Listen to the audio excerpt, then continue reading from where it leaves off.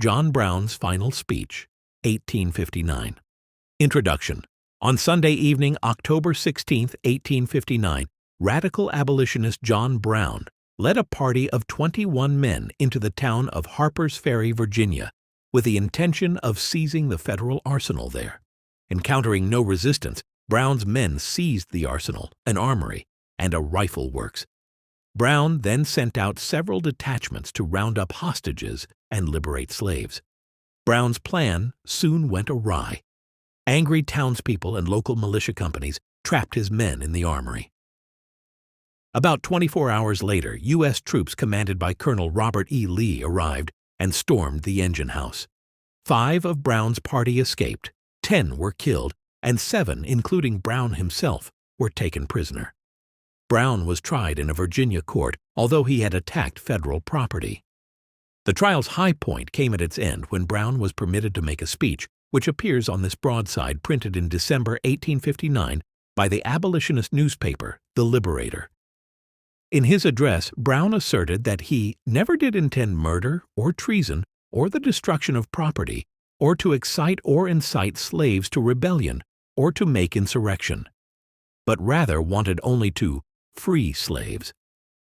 He defended his actions as righteous and just, saying that to have interfered as I have done in behalf of his despised poor was not wrong but right. He invoked the Bible to condemn slavery, quoting Hebrews 13:3, "Remember them that are in bonds, as bound with them." Brown also told the court that he was at peace with his actions and their consequences, proclaiming, "Now if it is deemed necessary that I should forfeit my life for the furtherance of the ends of justice and mingle my blood, further with the blood of my children, and with the blood of millions in this slave country whose rights are disregarded by wicked, cruel, and unjust enactments, I submit, so let it be done." Brown's speech convinced many Northerners that this grizzled man of 59 was not an extremist, but rather a martyr to the cause of freedom. The Virginia court, however, found him guilty of treason, conspiracy, and murder, and he was sentenced to die. Brown was hanged on December 2, 1859, and his body was buried on his family farm at North Elba, New York. In the first place, I deny everything but what I have already admitted, of a design on my part to free slaves. I intended certainly to have made a clean thing of that matter, as I did last winter when I went into Missouri, and there took slaves, without the snapping of a gun on either side, moving them through the country and finally leaving them in Canada. I desired to have done the same thing again, on a much larger scale. That was all I intended.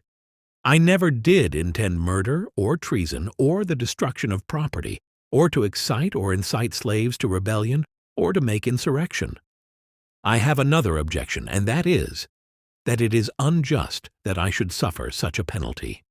Had I interfered in the manner, and which I admit has been fairly proved, for I admire the truthfulness and candor of the greater portion of the witnesses who have testified in this case, had I so interfered in behalf of the rich, the powerful, the intelligent, the so-called great, or in behalf of any of their friends, either father, mother, brother, sister, wife, or children, or any of that class, and suffered and sacrificed what I have in this interference, it would have been all right. Every man in this court would have deemed it an act worthy a reward rather than a punishment. This court acknowledges, too, as I suppose, the validity of the law of God. I saw a book kissed, which I suppose to be the Bible, or at least the New Testament, which teaches me that all things whatsoever I would that men should do to me, I should do even so to them. It teaches me further to remember them that are in bonds, as bound with them. I endeavored to act up to that instruction. I say I am yet too young to understand that God is any respecter of persons.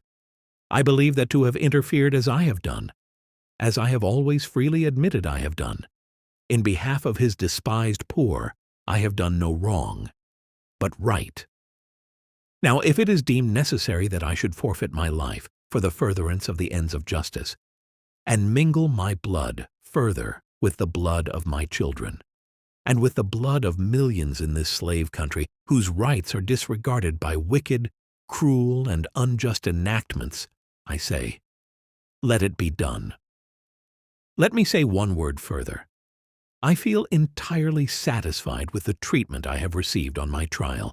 Considering all the circumstances, it has been more generous than I expected, but I feel no consciousness of guilt. I have stated from the first what was my intention and what was not. I never had any design against the liberty of any person, nor any disposition to commit treason, or excite slaves to rebel, or make any general insurrection.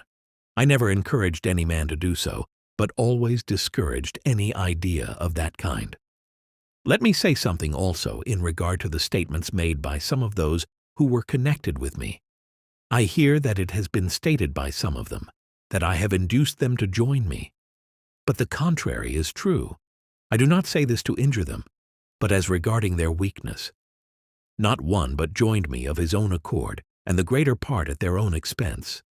A number of them I never saw and never had a word of conversation with till the day they came to me, and that was for the purpose I have stated. Now I have done. John Brown. Notes. Printed by C. C. Mead. Copyright 2012. The Gilder Lehrman Institute of American History. www.gilderlehrman.org